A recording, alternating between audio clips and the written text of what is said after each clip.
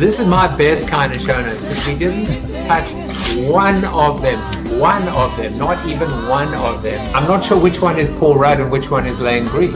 Final card here is the ultimate outcome. Today is Take Your Dog to Work Day. Oh, like Scooby-Doo. Yeah. Without further ado, his debut. Sweet Caroline. Everybody say hello to Sammy. Is that not good? I'm just pausing so that you just are at the front of your screen. I'm so enormously flattered. Branding is not a bad blind date. I'm gonna have to take a picture of this. No, this is agape. This is love. I really enjoyed this. You did do your homework. You asked great questions. I'm flattered. Thank you. You just made my day. Look at you! You are insane! How did I do that? You're How insane! Did I do that? You're insane. Hello, everybody. Welcome to CoronaTV. It is January 15th of 2021 or December 46th of 2020. That joke just does not get old, at least as far as I'm concerned. Happy New Year. As you know, if you've been watching the show this week, I will be wishing you Happy New Year every single day in 2020, or if I remember, because let's just celebrate the new year. Let's just celebrate together. Mr. Stephen Rubin is here and he's watching. It is good to know, my friend. I'm excited because I'm wearing my poop emoji shirt. I'm excited because I have my heart in the background, which was inspired by Moshe Engelberg, Dr. Engelberg. Everything, love is in the air, shall we say.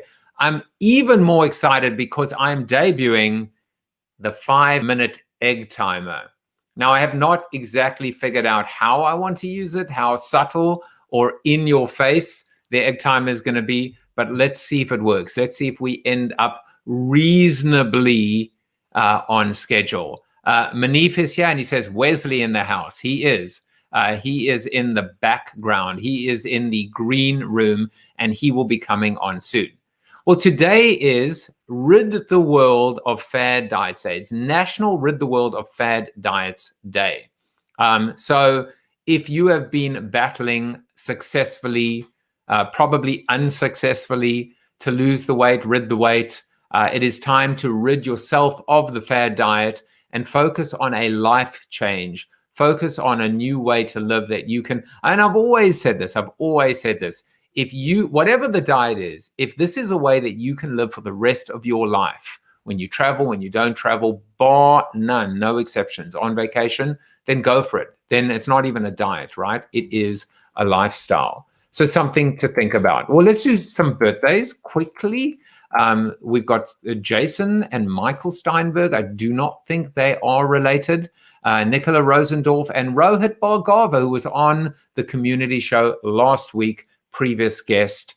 We spoke about non-obvious diversity, which was a really interesting, different twist or take on the conversation. And then Michael Peter, Ipak Oktay, and just someone who goes by the name of Susan on LinkedIn, Sean van der Vliet, who could be from South Africa, could be from Holland. We don't know. Happy birthday to you guys. Hope you're having a good day. Let's give a little sneak preview of our guest next week. I have a Liebtag, who another in our business to business influencer space, but I suppose so is Jason Falls on Wednesday. Sandra D. Robinson, I met her on the C-Suite Network, Tricia, who's in the background. Fascinating background. And I can't wait for her to come on. And then Adam Ferrier, all the way from Australia. And I'm looking forward to him coming on. And then next Friday, Angelina Jaspers, Carla Johnson, Peter Rourke from Dog is My Co-Pilot, Melanie Desiel, and the great Scott McCain will be on. So that's what you can look forward to next week. But you're not here to see them, are you? You're here to see these guys. And I could show them to you, or of course, I could just bring them on. So let's do that. Let's bring on guest number one, Mr. Amare himself, Dr. Moshe Engelberg. How are you, my friend? That's how at peace you are. You can talk, and even though the words don't come out, the sound, I feel you. How are you? Just kidding. I've unmuted now. I'm very good and very glad to be back with you. Being on your podcast I've been on a lot, and yours was really, really fun. I had such a good time. So thank you for the invitation. I'm glad I qualified to be back on for time number 2. Well, you can come back at a maximum of once a month. But I would, if I had my way, you'd come on every week. But I am going to ask each of my guests today a little icebreaker question. And here is yours. And this is, from the sublime to the ridiculous. There are 4 seasons. There's winter, spring, summer, or fall. But what season would you be? Spring. And why? Because spring is a season where creation shows up. And my jam is creating. That's what I do. I love that. Well, let's see what Mr. Josh Bernoff would say. Josh, first of all, welcome back to the show. How are you? Guest number 174. I feel great. I'm glad to be here, and it's always good to talk to you and your guests. All right, and are you ready to tell us what season you would be? Well, my favorite season is fall, but the season I would be is winter because I'm always a contrarian and I like to harsh other people's happiness. That is true. I think you only contradicted me or disagreed with me 3 times in our interview, which for me is great. No, it was 4. Yeah, exactly. Well, now it is. Yeah. Actually, I've always said that it's so funny how we struggle so much to deal with a little bit of dissension or disagreement. When someone disagrees with someone else on a panel, generally, the other person goes, I think we're actually saying the same thing. To which I say, no, we aren't, because we're disagreeing with one another. It's okay. It's okay. It doesn't mean we hate each other. Yeah. But anyway, so feel free to disagree with me as many times as you want, but just don't disagree with Mr. Wesley Faulkner. Wesley, welcome back to the show. Thanks for having me. So guest number 148, the developer advocate of advocates. Everybody wants to know what season you would be. I would definitely be summer because I'm warm and inviting, but occasionally I can get overly passionate and extremely hot. Yeah, you're hot. I can see. I mean, I was not going to go there, but I always feel the heat radiate from you, especially your passion, because you bring it to the table. So does our next guest, returning guest, Yogi Money, Mr. Geoff Cotrill. How are you, my friend? I'm doing well. It's great to be back. Nice to see you. Nice to meet everybody on the panel as well. You're gonna love these guys. Number 93, former head of marketing at a startup, I believe, called Coca-Cola. With your guidance and leadership, you left a company that I think is built to last, not built to suck. So, G, the same question for you. What season would you be? I have to say spring as well. I think spring is the season that's filled with the most hope. And I always feel a great sense of hope and a great sense of wonder when the spring finally comes. So at least we're not saying CoronaTV winter is coming, because we don't need any more White Walkers, I think. Someone who is not a White Walker is Tricia Benn. Last but definitely not least, Tricia, welcome back to the show. You were guest number 157. You are the Chief Community Officer of the C-Suite Network and General Manager of the Hero Club. Welcome back to the show. Thank you so much, Joseph. It's great to be here with you. And it's just always so enjoyable, not just insightful, but enjoyable. So thank you. You're welcome. And what season would you be and why? So I would be all 4. I'd be a little bit of all 4. I am a true by nature appreciator of all diversity. So I love a little bit of all of it, and I love translating the best of all of it into whatever I'm working on. So absolutely love it all. So 4 seasons total landscaping, that's you? Yeah. Yeah. There we go. Let me tell you, Josh, you're bringing your D game. I'm kidding. You're bringing your A game today. I like it. I like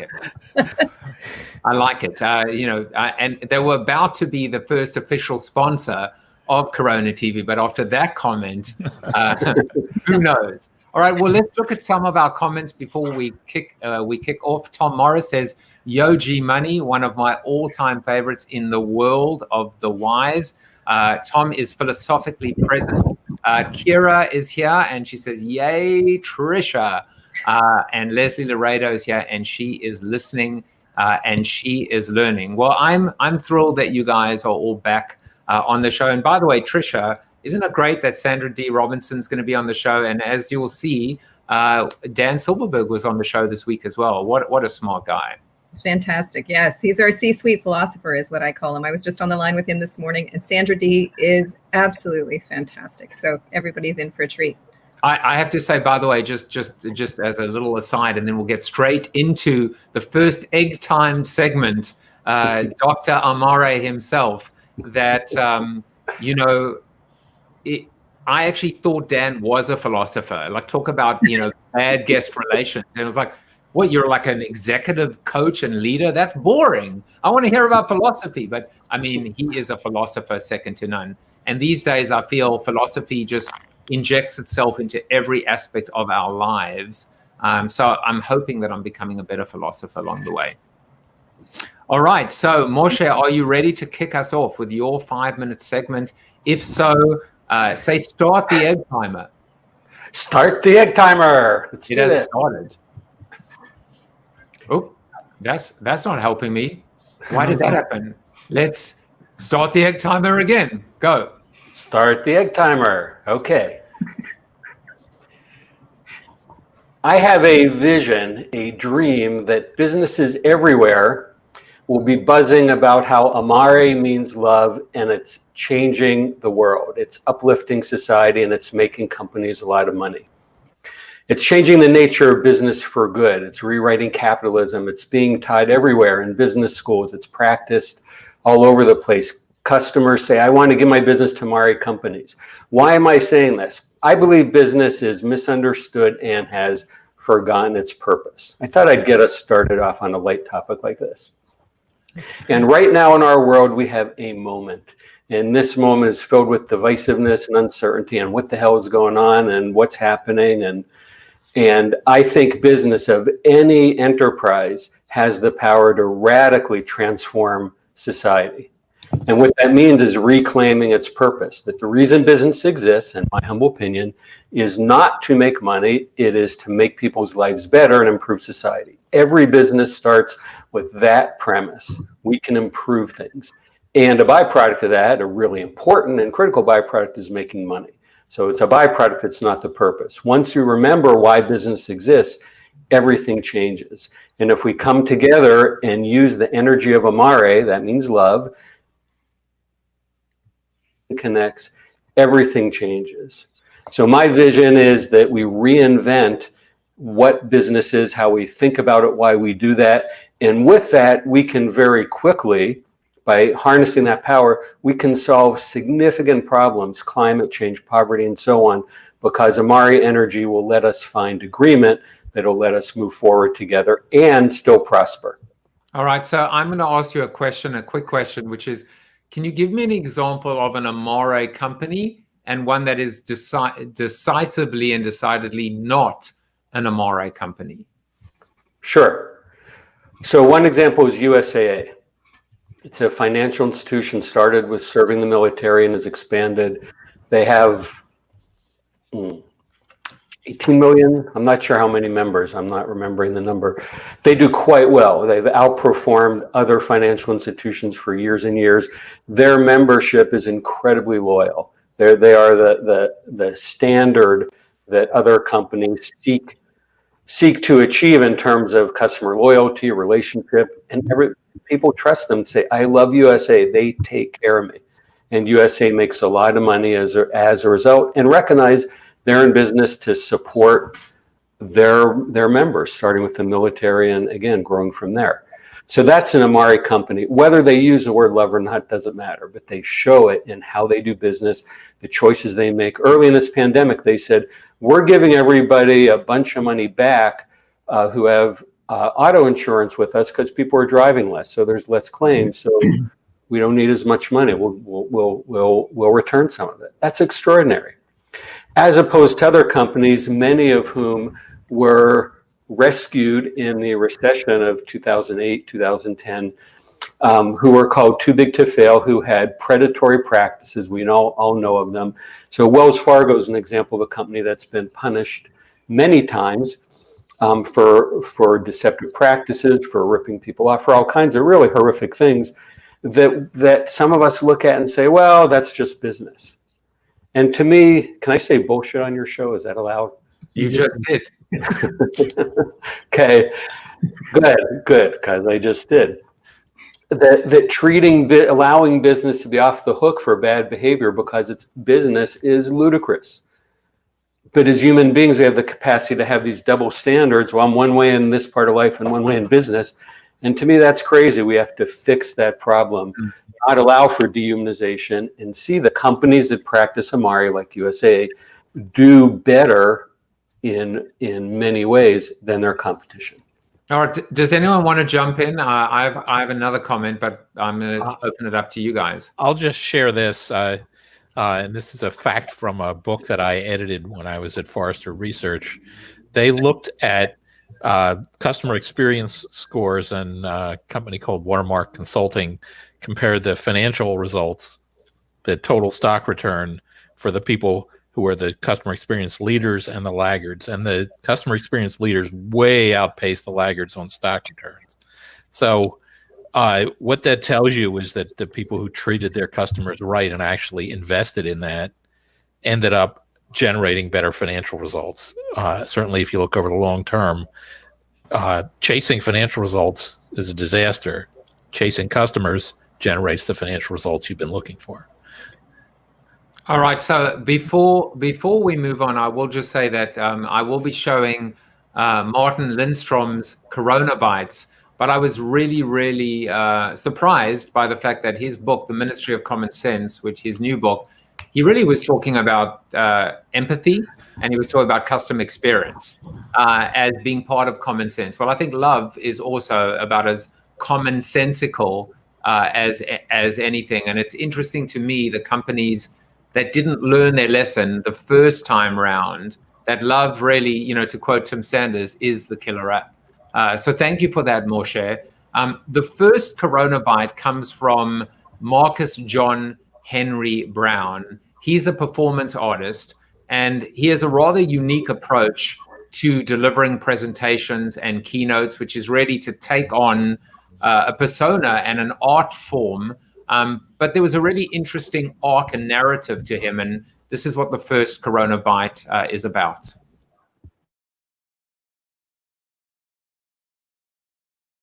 There are phases in my performances. There are phases the audience go through. It's a classic 3-act structure to all of them. The first is, what's he doing? I thought this was a marketing conference. Was it? And then they go, that's phase 1. And phase 2 is,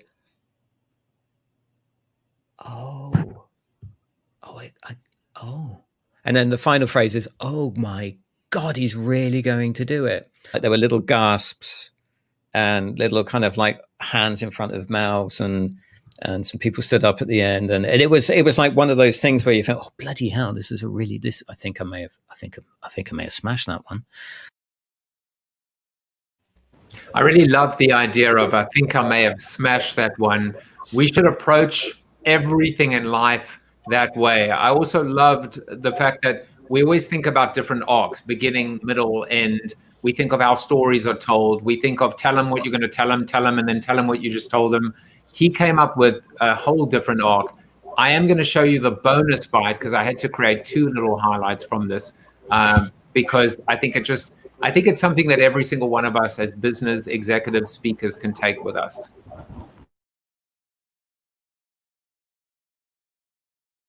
Timo came up to me in the morning. I was having a cup of coffee. My pulse must have been about 180, 200. And he looked at me and said, Marcus, you have to go all in. If you pull back just a tiny bit, the audience won't believe you. You have to go all in on this one. I kind of can't do this stuff any other way. That's why I talk about art as alchemy. As I said at the beginning, talking about asking yourself what art is, or trying to find out what art is basically is a postmodern kind of exercise. But I think that artists take the world apart and put it back together again in a way that makes sense to them, which is magic. The dark arts of keynote speaking. Josh, give us some of your dark magic, my friend. Okay, I will do that. So I've been looking at the news. I've been looking at some of the most terrifying things.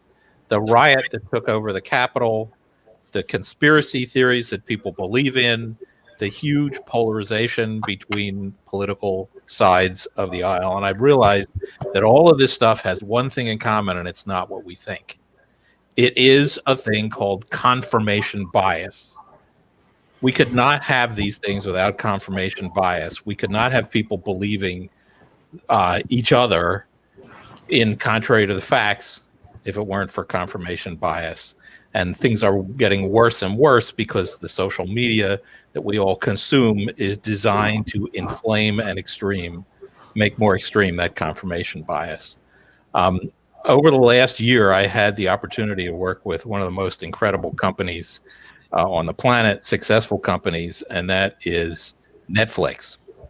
And at Netflix, if you want to make a decision, you publish a memo about that, and then you farm for dissent. That is actually part of what they do. You go out and you look at people, you inform them, and then you say, all right, what's wrong with my idea? And you try and find the things that are wrong with it. And the result is that their decisions are road tested inside.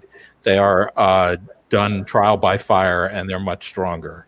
So what I'm here to say is that we have to all guard continuously against this confirmation bias.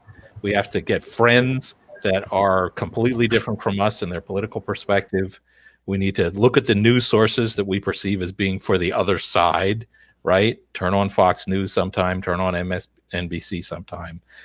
Work with people who are different. And this is really the reason why diversity is so important, because you're not going to hear things that are different from what you think if you just talk to people who are like you. You want to talk to people who grew up in a different set of circumstances and have a different point of view.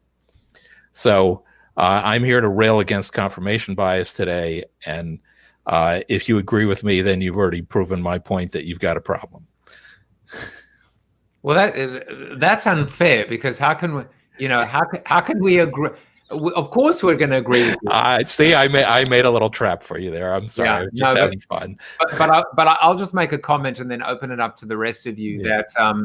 That I've spoken about embracing your heresy, and then I came across the 10th man principle. It is just imperative in every conversation, in every business environment to have a contrarian, not just even if it's just for the sake of it, just to be able to say, what if we're wrong? What if there is another opinion? What if there is a better way? It's vital to survival. It just is. Anyone want to jump in? I would jump in with, there is a lot of virtue signaling. I'll just feed you more, Josh. There's a lot of virtual signaling around the appreciation of diversity, but very little leadership in terms of demonstrating it in action. So I love the example you shared with Netflix, and I love where you can get involved in a community where different perspectives are shared and openly embraced and discussed further. And that's been a huge inspiration for me over the course of 2020, for sure. It's interesting. I'm actually working with an author right now who grew up with a disadvantaged background, an author of color, became a very senior executive with some of the largest companies you've ever heard of. And he says that the best ideas come from those people who grew up on the mean streets, because they're used to looking at the way the world is and making quick judgments that say, I'm not getting on that subway car. Something bad is about to happen with those people. And man, you're not going to hear that perspective if you've been living a life of privilege all along.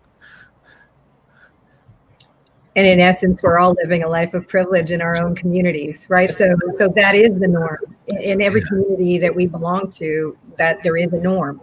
And so that's a great example, Josh, but I think it applies to everything, how we think, who we're with, what's happening in our local communities, in our businesses, etc. It's a blanket that goes across everything.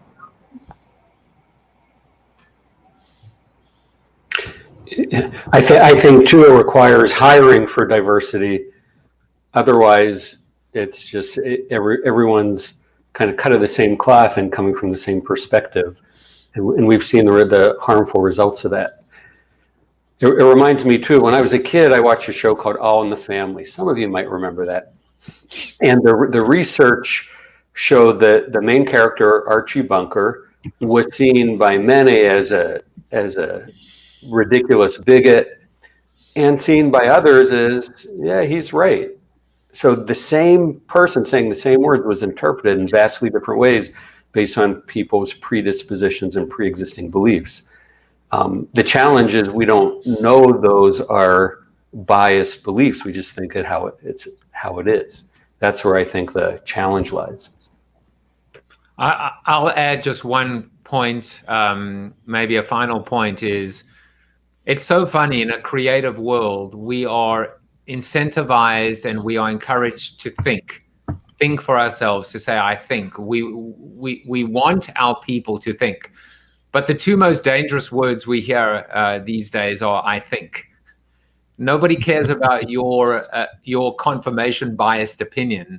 What we need to be able to do is balance the think with the act, with the fact, I should say. And I think it's incumbent upon us. Listen, I've been having these conversations now, for almost a year. We've got to move beyond the I think to be able to we act. And I think we all have it in our power right now. So, thank you for continuing to make us think, even though, Tom says, Josh keeps making us say, wow, is right. I love the point about people from difficult backgrounds having special cognitive talents. And then he adds, Tricia is so right. Also, so no one's disagreeing then. We need to lead, but I mean, how can you disagree with this, right? We need to lead for diversity, not just for social ethics, which is important, but for epistemic exactly strength. Tom always puts words in that I don't, anything more than 3 syllables is hard for me. Can I jump in on this real quick though? I think you're right, and I'm taking this from your egg timer, by the way. Okay, I'll keep it quick. But we talk about this. This is a conversation that's been going on since my career started. About we got to get better diversity. We need diverse points of view around this, and it's still not changing. And why are we not holding companies accountable? Why are we letting companies off the hook when they write a big check to the local organization and they check the diversity box by doing that? They say they're going to improve their hiring practices, but they don't. We're not. It feels like we're making progress, but it also feels like we're not making progress. And it feels like we're letting corporate America off the hook in terms of accountability. I'm going to let you guys respond to it. Yeah, you dropped it on my head. Which of us with an executive in corporate America? I don't know. I'd like to hear. For my term, that's going to be next. I'm actually going to be talking about this whole thing and wrap it up. All right. Well, thank you, G, for setting up Wesley. But before we do that, on Tuesday in Corona TV land, we had Dan Silberberg, and we ended up philosopher, executive coach, and leader. We ended up with a crazy conversation that actually kind of came to the realization that networking is something that actually I've done personally and experienced through the C-suite network. I'm not just saying it, but networking is actually better in the virtual world than in the physical world.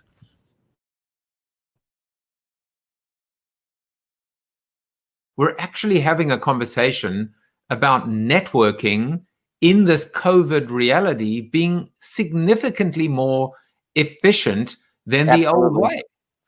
So if I'm sitting in the third row and there's 20 rows in the audience hall, and the guy is in the 18th row or the woman in the 18th row says something and I want to meet them, by the time we go to break, they've gotten up and left the room. I never have a chance to get back there fast enough. On Zoom, I never have to worry about distance. How on earth are we going to be able to deliver this level of effectiveness when things go back to normal? I guess there is a 9-figure business idea or startup idea. Maybe you guys even invented it in your 4-day offsite. That was just a very natural pause. It was one of those mic drop moments, which is we don't have to worry about distance. I just love that bite. All right, Wesley, you've been teed up, my friend. So the egg timer, although I feel like we might give you a little bit more time as well, starts now. So my subject that I wanted to speak on is that it's time for reparations. And the portion of reparations, or the process that's, I think, really pivotal on this, is the accountability of what reparations are for. So like an accounting of all the wrongs and have them really documented and explored so that we can bring them to bear, so that we can understand the fallout of the atrocities that's happened in the past. We've heard about 40 acres and a mule. That was false and something that was taken back and not fully realized. There was the tragedy in Tulsa, Oklahoma in 1921, where we're going to get close to the 100-year anniversary of that massacre this year. And just this week, we're hearing about Flint, Michigan, how there's, after 9 years, they're actually starting to release indictments for the water crisis there and the people that are going to have multi-generational harms because of what leadership did. And the string that kind of ties this all together, when we talk about what happened in January 6th, when we talk about that reaction, we hear in the House during the impeachment this past week of people saying this will further divide the country. We just need to move on. We need to unify. You hear the rioter saying, well, they just let us in, or the surprise that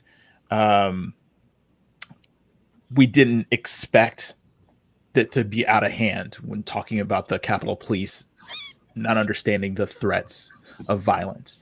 All of this comes down to accountability, corporate accountability, personal accountability, systemic racism, and the accountability that it doesn't hold people equal. And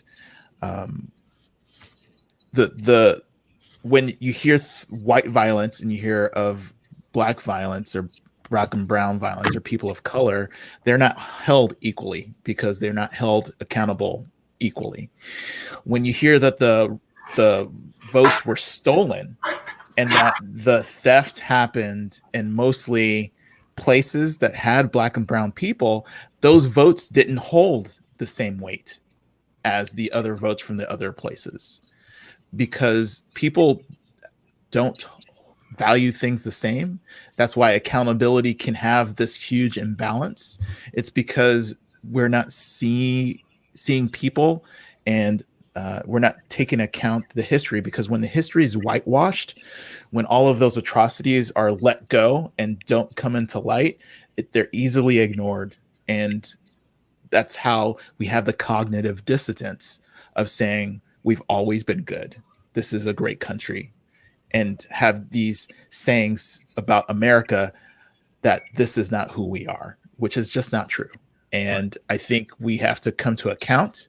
We have to tackle these issues head on in order to move forward. Corporate responsibility, like was Trump inciting violence more the morning of January 6th than he did on the times and everything leading up to that. I think a lot of people of color, a lot of people saying this is dangerous. This is going to hurt our communities. And other people didn't recognize it because they didn't see the same thing that we were seeing. And then the riot on the Capitol happened. And then all of a sudden accounts get taken down, videos get taken down, services get kicked off.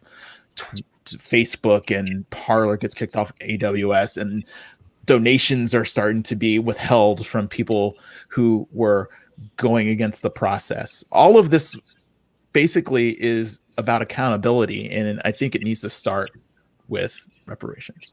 I will say thank you, Wesley, for that. Tom was actually saying this about what Geoff was saying earlier, but he said the problem with us as troublemakers holding companies accountable is that we have about 37 things to worry about and insist on these days. But I will say that based on what you just said, Monif says right on, Wesley, is that I'll use the analogy. It may not be the best one, but the analogy is that every day you eat a couple of candy bars and a couple of chocolates and whatever the case may be, and slowly but surely it feels a little bit tighter, the belt feels a little bit tighter, and then one day the button just pops off. And you go, how the hell did that happen? Perhaps we've hit that, not perhaps, we have hit that moment of inflection where contracts are being canceled, where finally companies are waking up, where at the same time, Jack Dorsey has said, we were right to suspend this account, but tech companies shouldn't have this much control and power. I want to ask you a quick question, which is, what would you do? Where would you start? What would you do if you had the keys to the kingdom, and why shouldn't you? What would you do to begin this process when you talk about reparations? Well, I would start by, like I said, having some sort of database where people can start putting all of these systems of oppression and cataloging them, and then driving them home of how they started and how they snowballed. So we all see the giant snowball, but we need to go back and follow the trail all the way to where it started as much as possible. And a lot of people against reparations are saying that the problems were back then, they're not now, which we know that's not the case. But there are institutions like Brown University, like they were funded by the slave trade. That's how they got a lot of their money. And they're still in existence. They are here and now, and they can still be held to account. There are descendants of the Tulsa massacre of Black Wall Street that are still living. That the problems are existing now, and unless we face our fears and face the truth, we can't go any further. And one final question before we move on: is it fixable? Is it doable? Great. Yes. Well, then it's look at South Africa. Yeah, I mean it's come into account. They've really have focused on even let's not take race, but look at Germany with Hitler and Nazis, of saying this was wrong, and we're not ignoring what we did wrong and how they are able to move forward. I mean, there's plenty of examples, but you have to just be honest. Look, two very, very different examples, but what I will say is the first step towards coming up with a solution is admitting there's a problem.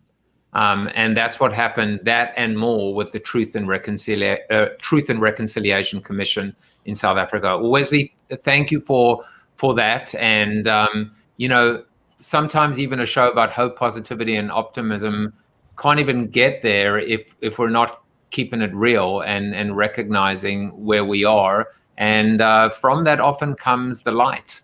The light needs a crack to shine through. Tricia, did you want to say something? Yeah, I just want to say I became an American citizen last year. And so I had a huge wake-up call in understanding things that I just took for granted or assumed based on my Canadian heritage.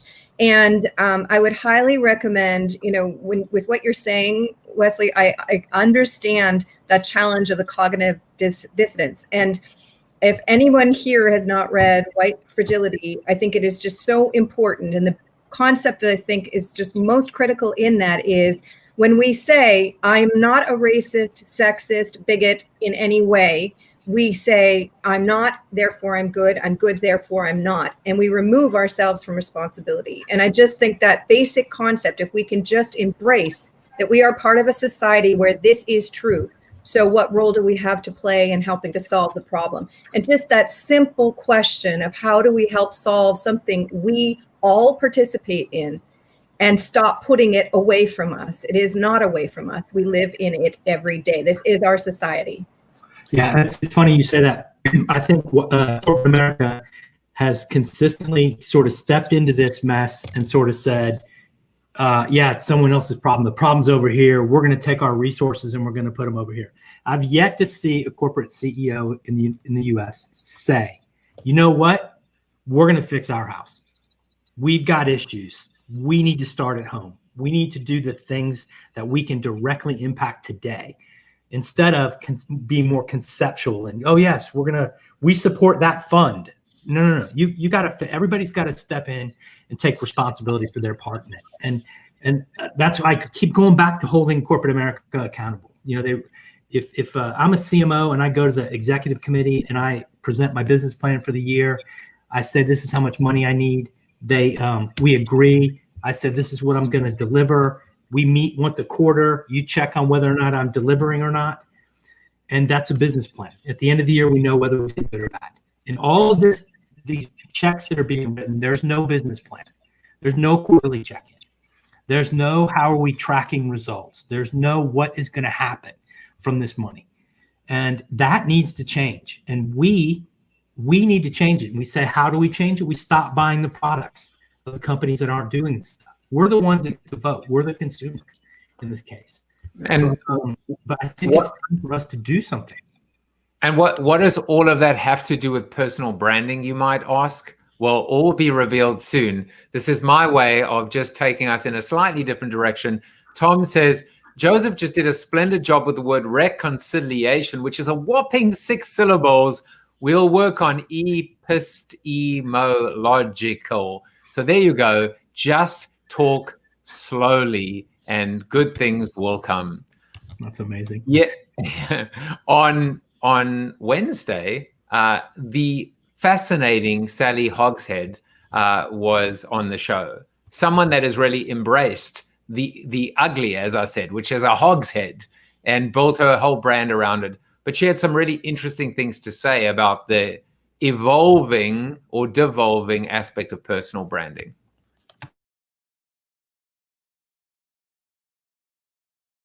The advantage of a really strong personal brand is that it makes it really easy for people to identify what's on brand for you and what's off brand for you. It becomes, the more highly differentiated your brand is, the more clearly people can look at it and say, yes, that's something that this person would do, or no, that's not. But the problem is that those characteristics can start to become a caricature, and you become defined by those brands rather than you being able to define them.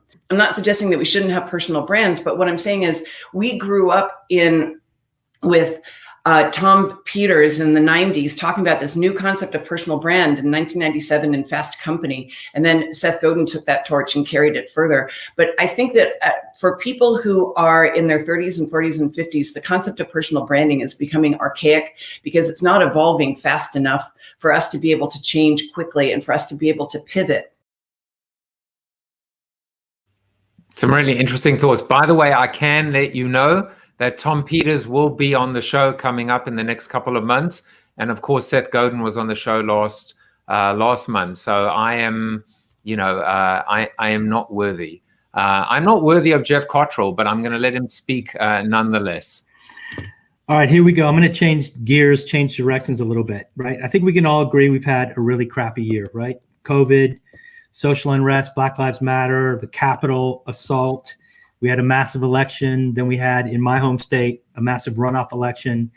And to watch, I'm a lifelong serial marketer, whether that's good or bad, but to watch how brands have reacted and responded and pulled through this. Initially, when COVID started, brands stopped advertising. They pulled their messaging off.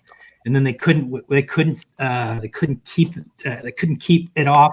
They felt like, I've got to step into the conversation. I've got to tell people I understand. I have to tell people I get them and I'm with you and we're going to get through this together.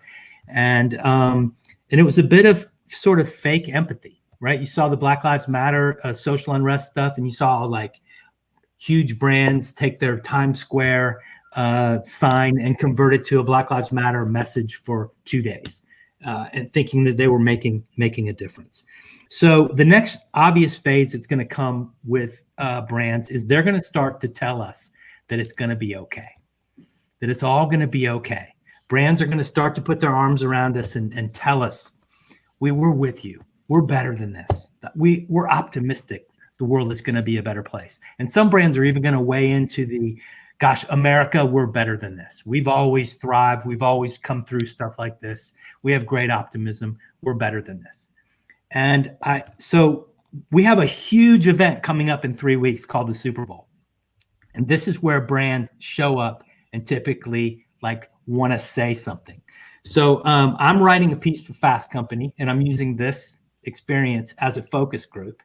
And there's several choices I want to ask and see what you guys think. So brands can, Joseph, if you got that, A, stay away at all cost. B, tell me it's going to be okay and that you understand how I feel and you're with me, even if you're an Oreo cookie.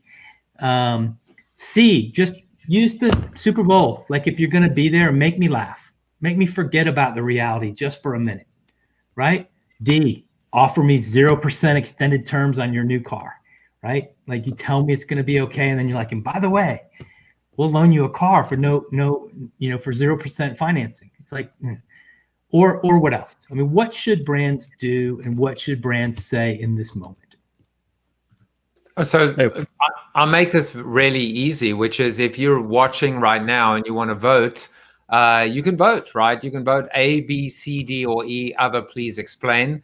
But why don't we ask everyone else on as hopefully Moshe figures out what gremlin has decided to destroy his laptop. What do you guys think? A, B, C, D, or E? Hold on. Right. There he is. Moshe as well for you. A, B, C, D, or E if you were picking up the conversation. But should I go first? Yeah.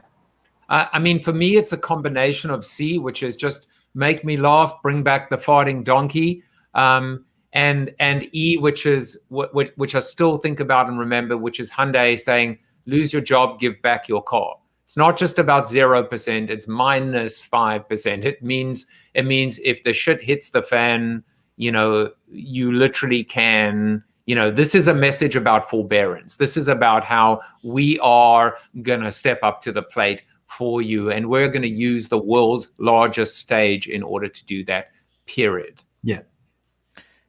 It strikes me that the Super Bowl ads that we remember are ones that went in some completely different direction. And so you say, E, please explain. I'm going to say, yeah, it's going to be something that we never even thought of that hits us right in the heart and says, oh man, that company really understands. And if I had the right answer for what to say about that, I'd be working for an ad agency and making the big bucks. Right. I'm busy scrolling through a lot of the answers. There seems to definitely be a consensus on C and E. Yeah. Who wants to go next?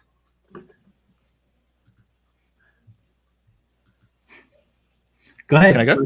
Yeah, jump in.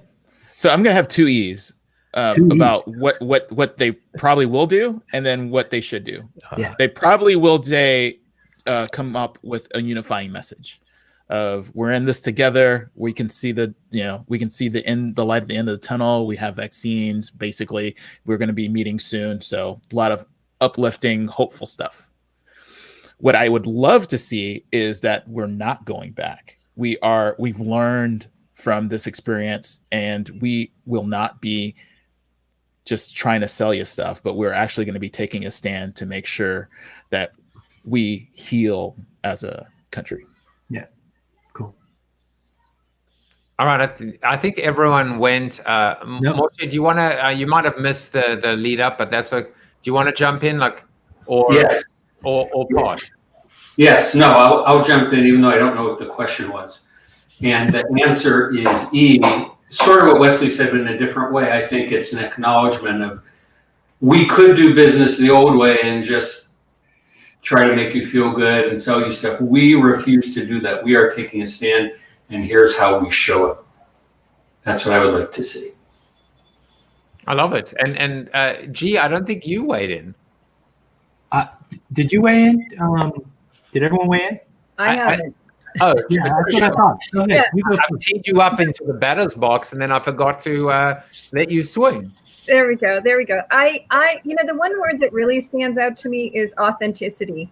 I don't like to have my heartstrings pulled over nonsense. I don't like, I just don't like being manipulated. So for me, it's definitely an E of they better be truly authentic to who they are, what their brand is, and stand there and hold that, own that. And if they can't do that pridefully with where they are in their business leadership and what they stand for to their audiences, then they had better be adjusting quickly internally and not doing the Super Bowl spend.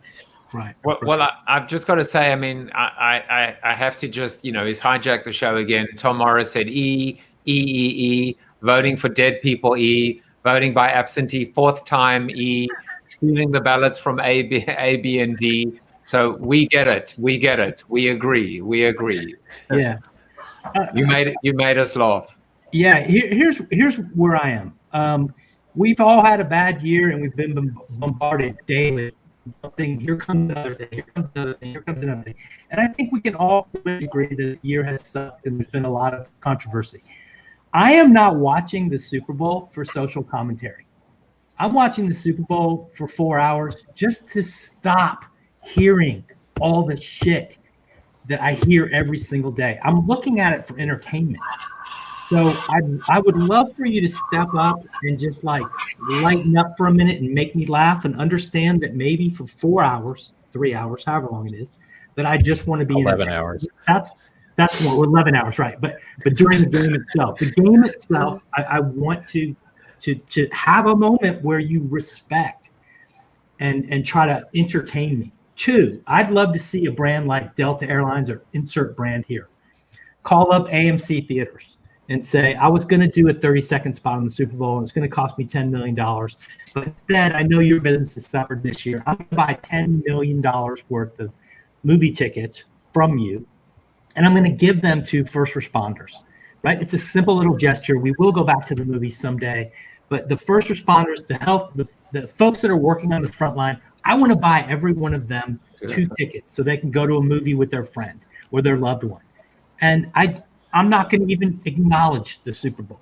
I would submit that would get, from a marketing standpoint, 100 times more value for the brand and for consumers than 30 seconds of noise that you're going to throw at me.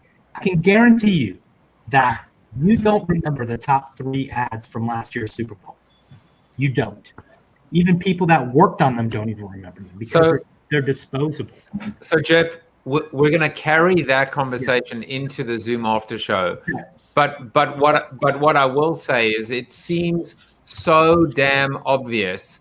This is, it's like taking candy from a baby. Will one company, maybe they will step up and just, take home all the spoils, whether they are authentic or not, whether they are opportunistic or not, who gives a damn as long as you just do it.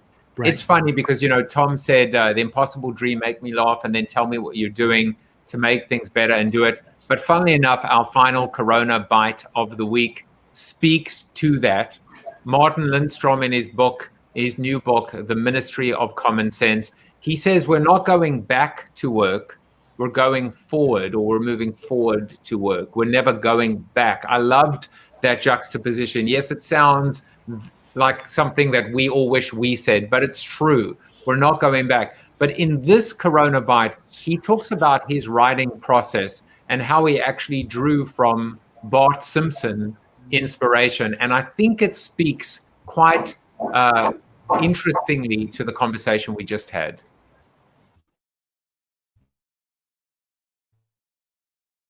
Here's the way I tried to write this book. First of all, it's incredibly difficult to write the book because I'm writing it in two different layers. So I spend a lot of time with the creator of The Simpsons because he has three layers in his writing style when he does his shows. He basically has the layer. If you try to watch The Simpsons, you will notice there's one layer where Americans will laugh. There's one layer where the Europeans will laugh of the Americans, and there is another layer where children will laugh, and it's at different laughing points.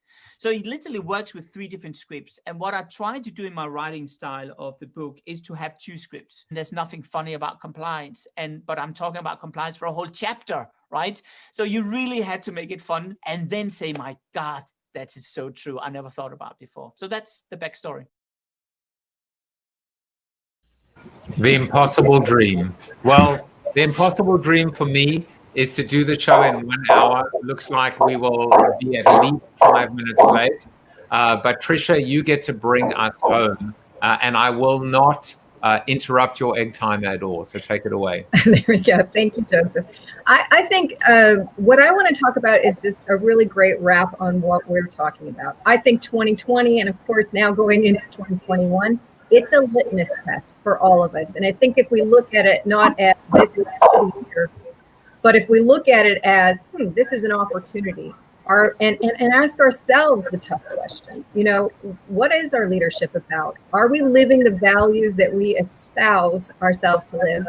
Are we living our brands as we state they should be or what they are?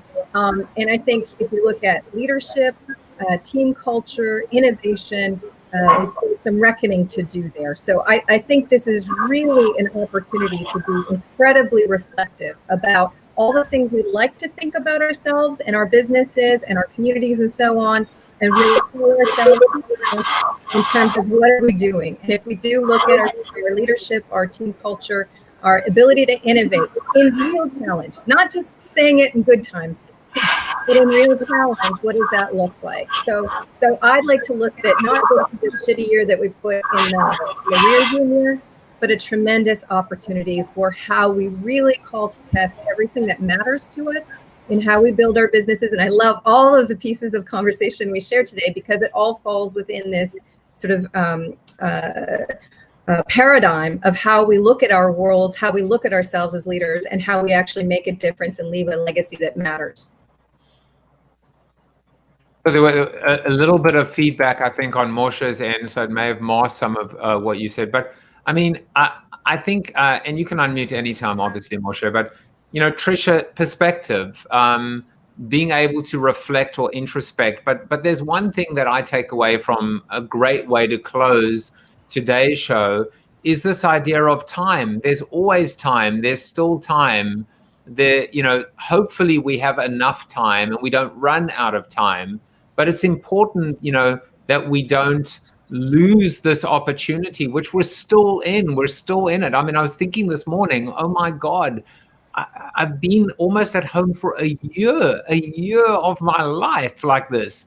If I haven't changed, if I haven't forced myself to change, if I haven't changed others, if I haven't figured out what's important in life, what a colossal waste for me, for my life, for my family, my friends, and all of us, for humanity. And I just think it's important now. We've had so many great conversations today about talk. Let's stop talking about talking. Let's start figuring out how to put it into action. And even on today's show, I think there were a ton of great ideas. Who'd like to jump in?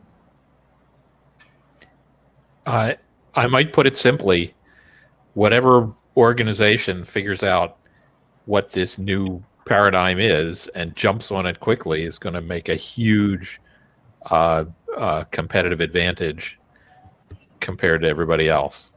People who go back and start doing the same stuff they used to do, they're toast.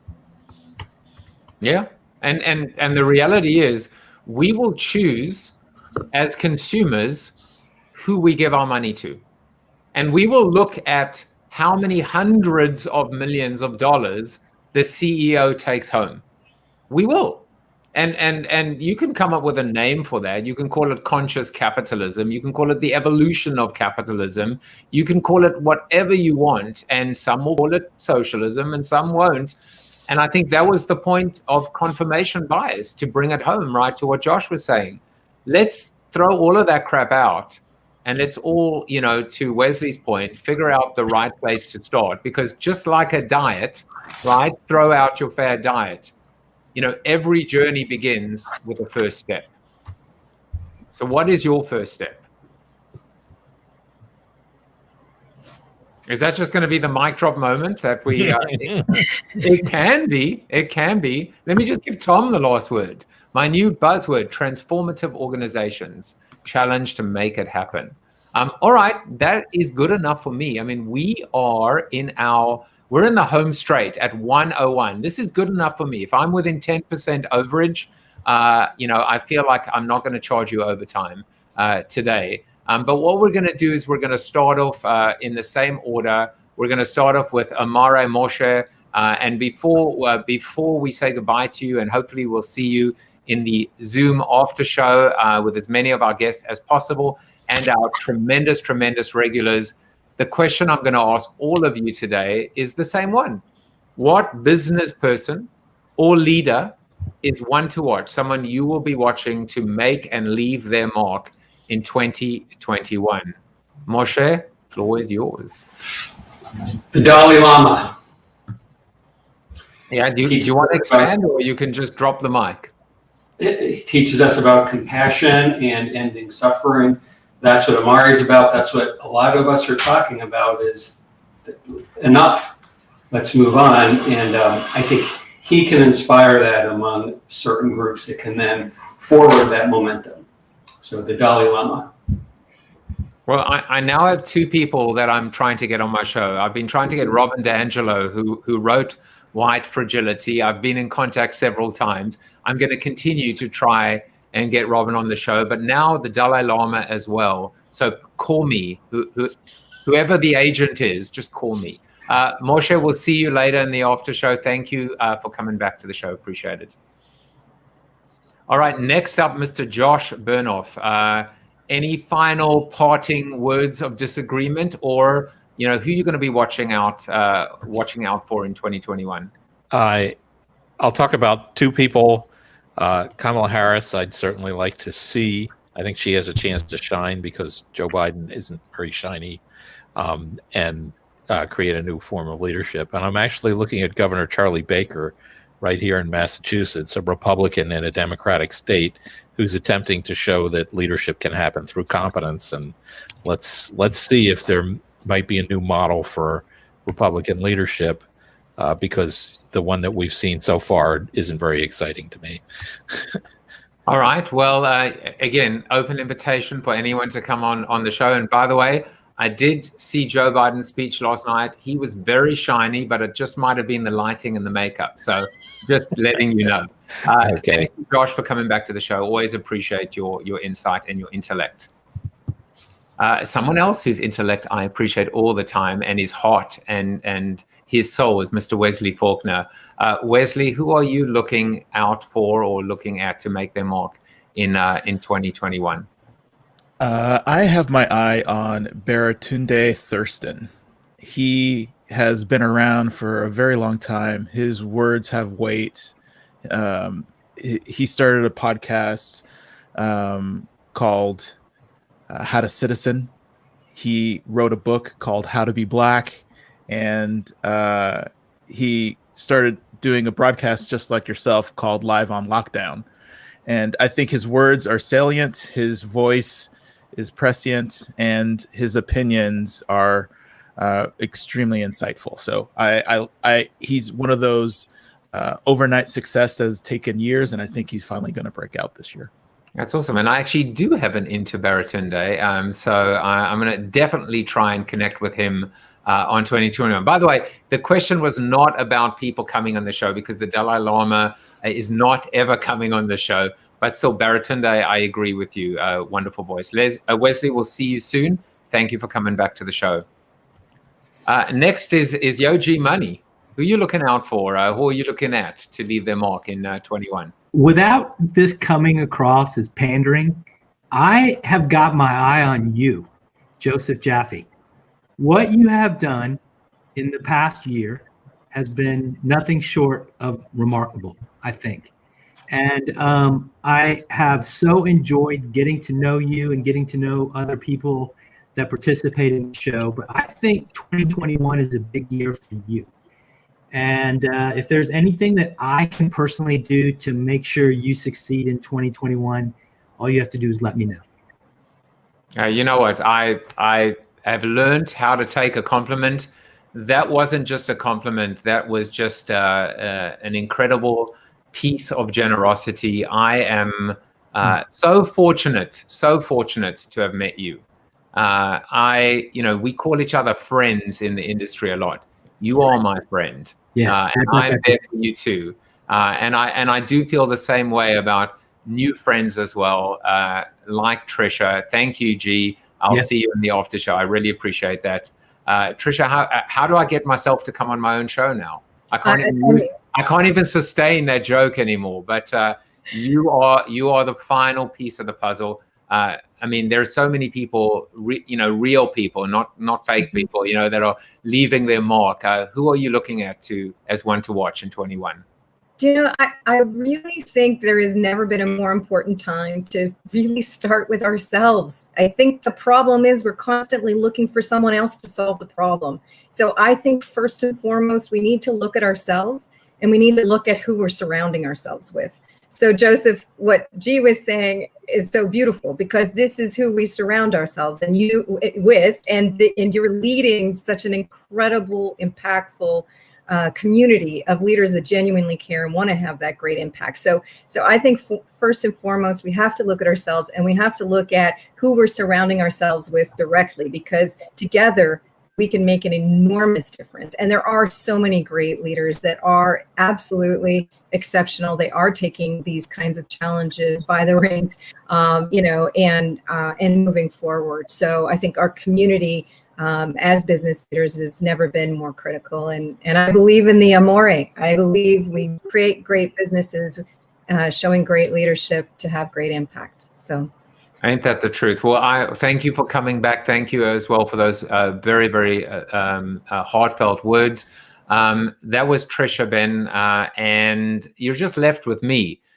I mean, we really did come full circle. We discussed some important, heady, meaty, critical topics. We went from the sublime to the ridiculous. We smiled. We demonstrated heart and vulnerability. But really that comment, to bring it home, is it's about each other. It is. It's about the community. This is the year of community. This is the year of a bunch of strangers who care about each other a little bit more than they should. That's exactly what it's about. We are nothing. We can look inside ourselves. We have to change by looking into the mirror, but ultimately, without the audience, without the listener, without someone else, we're all dressed up with nowhere to go. We're wearing a poop emoji shirt and we're in an empty warehouse with a lot of red balloons, but there's no life in the warehouse. We need people in order for that to take place. So come and join us at the Zoom after show, bit.ly/CoronaTV after show.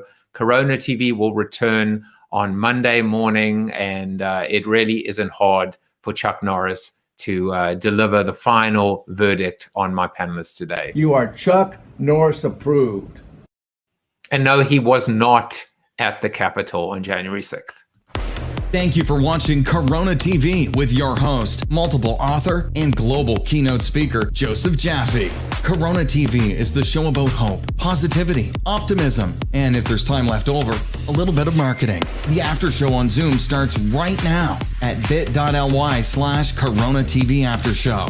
If you like the show, tell a friend or two. Please subscribe to the show at coronatv.show. And if you want to get inside news, previews of upcoming guests, and much more, text Corona TV to 66866 or visit josephjaffe.com/subscribe to sign up for the show's newsletter.